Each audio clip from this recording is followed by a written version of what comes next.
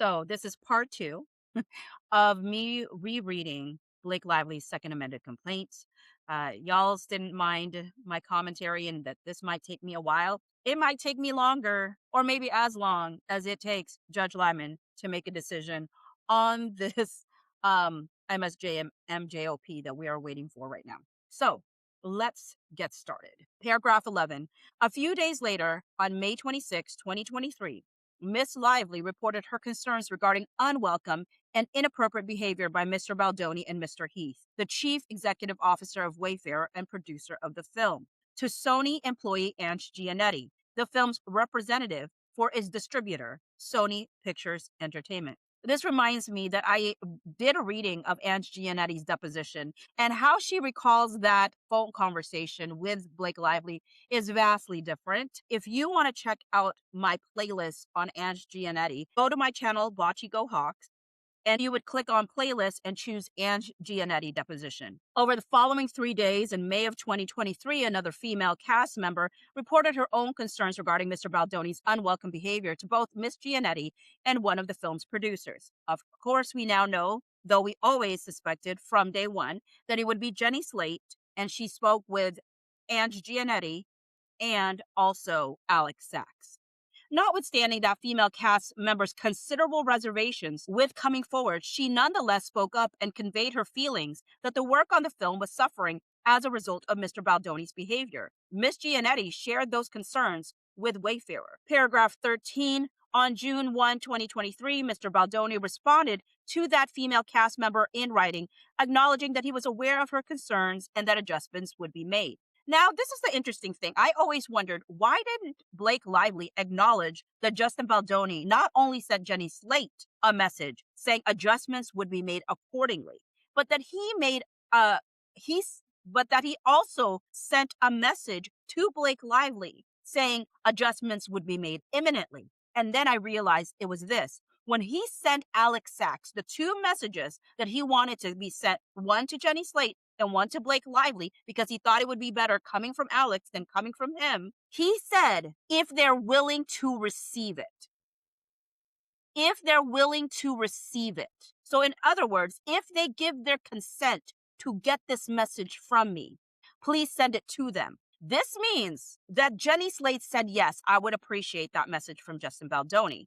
To me, the fact that Blake Lively never acknowledges receiving a message from Justin Baldoni, that tells me she refused to receive it. And so when Jenny Slate's talking to her about it, she seemed really appreciative of what Justin had said. But suddenly, because Blake is kind of saying that's not enough, then Jenny's like, oh yeah, it's not enough. Again, Jenny was a lot more moldable than I anticipated.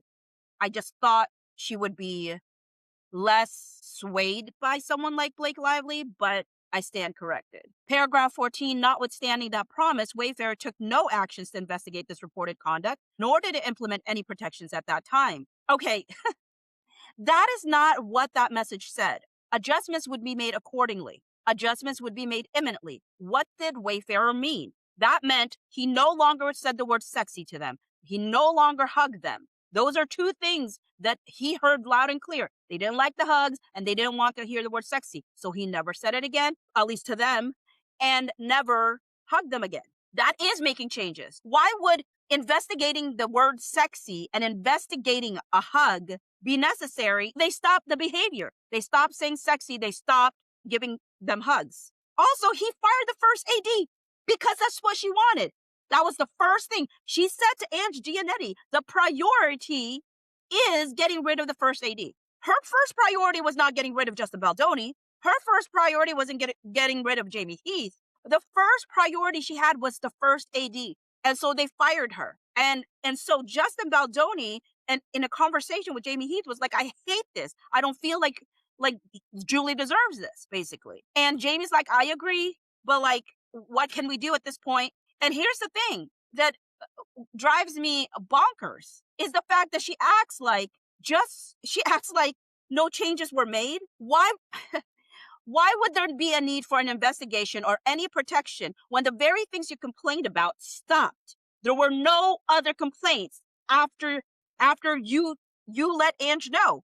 And they said to you, things will change. That is ridiculous. And I 100% believe that your conniving butt, Blake Lively, would not have done all of this sneakiness if the strike didn't happen. If the strike didn't happen, your little sneaky butt would not have done half of this stuff. You had too much time on your hands. And you and your husband, you got to thinking. You got to dream it, what you could do. Because you know very well that the issues you had in May ended in May. And yet you came back on November 2023 acting like nothing, that they didn't deal with the issues. Sneaky little bugger. Just 1 week later, on June 8, 2023, the same female cast member told Miss Lively about her growing concerns with the conditions on set and that she found it difficult to talk to Mr. Baldoni. Miss Lively responded that, "I know I find it really hard to speak to him. I try to cover it with busyness, but not sure that covers what's going on." Later, another female cast member confided to Miss Lively that she too felt uncomfortable on set. All of this occurred and was documented in writing almost 1 year before the editing of the film began. Okay, we still don't know who this other female cast member. Is she talking about Isabella Ferrer? Is she talking about Isabella Ferrer, Miss Isabella Ferrer, who y'all weren't even talking about, or who y'all weren't even talking to during Book Bonanza? And she was so eager for you to notice her existence that she was, anytime you let her just talk to you in your presence, she just tried to give you something that you wanted to hear. Were you and Brandon talking smack about Justin and she's like, "Oh, I can do that too. Accept me, like me, love me." Is that the other female you mean she told you like way after filming had already ended and this was Book Bonanza time? Is that what you're telling me? And are you telling me that this happened before or after you and Jenny got in her ear? Like she said that her opinions and her thoughts about how things went down changed after she talked to Blake and Jenny. Made her rethink everything. I wonder why. Finding it hard to speak to him does not necessarily tell me anything about SH. I can find it hard to talk to my boss, and it has nothing to do with that. Here's the thing. Here's the reason why I don't trust any of the little snippets that she gives half the time. She put a snippet of Ange Gianetti saying that, like, now that I know everything that's happened, I can't even talk to you about your wardrobe, basically, right? And I remember reading that text message. And I said, I bet you she was talking about Blake Lively and her baby getting COVID-19, but she wants us to think that it's about the sexual harassment allegations. And guess what? When Ange Gianetti was doing her deposition and she was asked about that text message, you know what she said?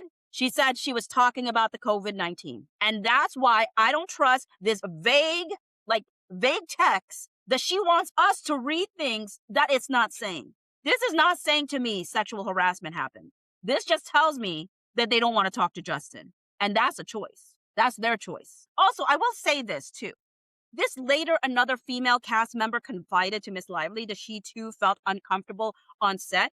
This better not be Isabella Ferrer, because she said all of this occurred and was documented in writing almost 1 year before the editing of the film began. So this third person better not be Isabella Ferrer, Blake, because that does not fit. There was no documentation because Isabella was not feeling a thing at all in real time. And two, it did not happen almost 1 year before the filming. Y'all talked in June. You were in the midst of editing by that time. So if this is Isabella Ferrer, you are a liar upon a liar upon a liar. So this better be another female cast member. But who is it? Your sister? Well, where is it? Where's her text messages? Where's any of these things? Who is the other female cast member? Because this last line, if this is talking about Isabella Ferrer, you are straight up deceiving people, like, intentionally. And that's disgusting. Paragraph 15.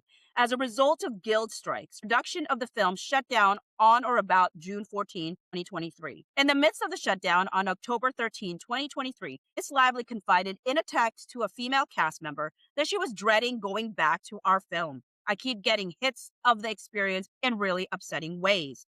The female cast member expressed empathy for Miss Lively and confirmed similar feelings. Okay, again, Jenny Slate. Now, somebody could say, well, if everything was resolved back in June, then why would they still be feeling the way that they were feeling in October, that they were dreading going back to film? Doesn't that mean it has to be sexual harassment? I will give you this. Sure, it could be talking about sexual harassment. But what could it also mean? There were a lot of things with the way that the set was run that they complained about. Paragraph 16. Before returning to production following the guild strikes, based on Wayfarer's complete failure to investigate or address any of the complaints conveyed by Miss Lively and others just being another person, Jenny Slate, over the sexy comment, and I guess, having to talk to fans, not wanting to have to talk to fans, and the apartment. Miss Lively decided to speak up and require that Sony and Wayfarer agree to a set of protections to ensure a safe set for all of the cast and crew. Thus, in mid-November 2023, the parties agreed in writing to implement a list of protections enumerated in a contract entitled Protections for Return to Production, attached hereto as Exhibit A, which included 17 provisions designed to require Wayfarer to cease the on-set behavior of Mr. Baldoni and Mr. Heath. These provisions were designed to remedy the misconduct that Miss Lively and others had reported earlier that year. One of those provisions required an all-hands meeting to confirm and approve a plan for implementation of certain protections that will be adhered to for the physical and emotional safety of Miss Lively, her employees, and all cast and crew moving forward. Another provision required that an experienced producer, Todd Black, be brought in to oversee production and ensure that the requested protections were adhered to for the safety of all cast and crew. Importantly, none of the requested protections were tied in any way to Miss Lively's creative input in the film and were made months before any discussions regarding the cut of the film. At that moment in time, with the completion of the film uncertain, Miss Lively did not request, nor did she receive, any creative rights, editing rights, credits, or any other role on the film beyond her roles as an actress and executive producer. Everything she requested, as laid out in the document, was designed to ensure the safety and well-being of the cast and crew. In other words, at the precise moment in time when Miss Lively had maximum leverage prior to resuming production, she did not use that leverage to obtain anything other than protections for herself and others to ensure a safe work environment for all. The notion that she did all of this as some sort of Byzantine plot to take control of the movie at some future point, which she did not do in any event, is absurd, and there's not a shred of evidence to support it. You knew what was going to show in discovery, unless your client lied to you. Were you typing this with a straight face? That there was not going to be a shred of evidence to support that she took control of the movie? Did she not let you read the PGA letter that she wrote to claim everything that she did? Can you tell me with a straight face that there's no evidence to support? There's so much. I kept waiting for Blake Lively to come out with her evidence. I thought there's no stinking way someone's stupid enough to go to court and not have some sort of something on this man. It's hard to win sexual harassment cases. But you know what's equally hard to do? To prove that someone straight up manipulated situations and was saying one thing to other people and doing another thing on the back end. Not only is there evidence of this takeover, there is evidence that she had issues with Justin Baldoni before they even filmed, and not because he did anything sexually harassing, but she just didn't like him as a person. Even though she's playing like, oh, you're my friend. Could you move the movie for me? My friend, I can't talk to the other director the way I can talk to you. Manipulative, toxic. You're out here letting him hold your baby, you laughing throughout the night, taking photos of it, and then texting your best friend that he's a doofus director who thinks he can write. What a clown. What a joke. Thank you, Taylor, for telling him all of this stuff and feeding him all this lines and telling him, like, you're my doll and all this stuff. And he's falling for it, but he's also resisting it. Falling for what, Blake? Your lies? Because you said that it wasn't true. The things that Taylor Swift was saying to him weren't true. That he was actually eating it up, but at all the same time, puking it up, not wanting to even take it. Them saying that there's not a shred of evidence when they knew that there was going to be not just shreds, but reams. There were going to be reams of evidence that she took. This is why I know she's lying. She could have just said that she took over the film because she had to. And maybe people would still dislike her, but at least she could tie it into her sexual harassment allegation. The moment they chose to say that she never took over the movie, that's when I know she's a liar. There's too much evidence to show that she did. It would have been more helpful for her to say she did do that because she thought that was the only way that she would be able to ensure the being and the safety of the cast and crew. If she could have made some sort of connection to why she needed to do it, maybe she could have gotten away with it. I don't know if she would have, but maybe she could have. But her actively hiding her takeover from the world and seemingly from her own lawyers tells me she knew. She knew there's a whole lot of receipts, that she was doing a little bit of something through her husband and through her own talkie. Not a fan, obviously, of this line. Not a shred. You're right. It's not a shred. Blake Lively is really good about being technically true, contextually false. I guess it's true, Blake. Wayfarer didn't have a shred of evidence to support it. They had receipts upon receipts upon receipts upon receipts upon receipts. They gave you a whole book. Don't worry. We read it for you. Paragraph 18, after receiving the document, Wayfarer responded that Wayfarer, Sony, and production respectfully acknowledged that Ms. Lively had concerns regarding safety, professional, and workplace culture. Although our perspective differs in many aspects, ensuring a safe environment for all is paramount, irrespective of differing viewpoints. Regarding your outline requests, we find most of them not only reasonable, but also essential for the benefit of all parties involved. Following Wayfarer's agreement, Ms. Giannetti texted Ms. Lively on November 29, 2023, and said, "So glad Todd Black is in it now and overseeing everything, but wanted to check in, offer anything I can. I know this has been beyond challenging, to say the least. We at the studio want to support you best we can." I want to make it very clear that this section always screamed out to me, right? Because we know that Blake Lively was not open for negotiation. They were like, "Oh, I'm sorry. You don't like the language that we're using to make it seem like I'm saying something that you don't agree is true? Well, guess what? I'm not coming back unless you sign it as is. As is, the way I want it. Any changes that's made on this thing is because I want to make it, not because you do. This is not a negotiation. You're just going to do what I want." What is the note? It's not just Wayfarer disagreeing with her. Wayfarer, Sony, and production. All three of them disagree with what Blake Lively is saying. All three. Paragraph 19, on January 4, 2024, prior to resuming production of the film, the all-hands meeting that Wayfarer and Sony had agreed to in November was held in New York. You don't mention in your penthouse? Oh, I'm so sorry. Not penthouse. You disagree that it's called a penthouse now. You don't, Buckingham Palace? Oh, no. I'm so sorry. Just a regular old apartment because you're just like us, right? You're just like us. Attendees of the meeting included 1, Mr. Baldoni, 2, Mr. Heath, 3, Miss Giannetti, 4, Miss Sachs, 5, Todd Black, 6, Miss Lively, and 7, Miss Lively's husband, Ryan Reynolds, who Miss Lively chose as her representative, a choice which Miss Lively had the right to exercise under the November agreement, given that the meeting was about repeated sexual harassment and other disturbing behavior by Mr. Baldoni and Mr. Heath. You forgot to mention that the first AD was there, right? And he bounced out right when he realized that Ryan Reynolds was on some sort of something, yelly. He didn't want to be there. Didn't want to be part of the drama. Look, he was there for a production meeting, not this soap opera of that Ryan Reynolds wanted to be. I'm going to start yelling at you just like I did a year ago over the alleged fat shaming. Anyways, also, the 17-point side agreement said that Blake Lively could bring representatives. So she didn't need to just bring Ryan.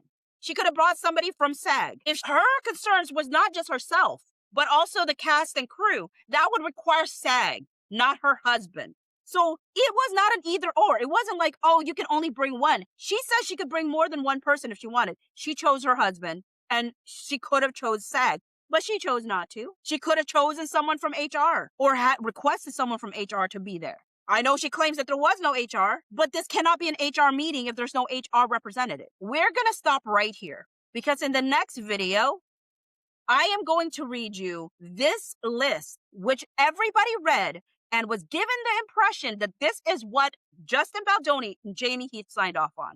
The biggest lie, the most misleading, most deceptive thing that Blake Lively and her team ever did was put this one right in front of our faces and made us think that this is what they signed off on. So I'm going to show you this, and then I'm going to show you Exhibit A and then Exhibit B, because those will show you the differences between these lists. And I will always make the case that this one was written first. And so she put this list together, went to her lawyers. Her lawyers said, look, we're going to have to only put these 17 points in there. When you look at the 17-point side agreement, those are demands. Those are demands. They are not listed grievances. This is the reason why everybody believed Blake Lively. We all read this thing and absolutely 100% believed that this is what they agreed to. What a crock. They would have never signed anything that looked like this, and they never did. And so we'll touch on that on part 3. I hope I can make it through this reading because I'm too livid for my own good. If you enjoyed this video, if you want me to make more of it, please like it. Please subscribe to me if you haven't done so already. If you can hype it, that would be fantastic. Anyway, see y'all later. Bye.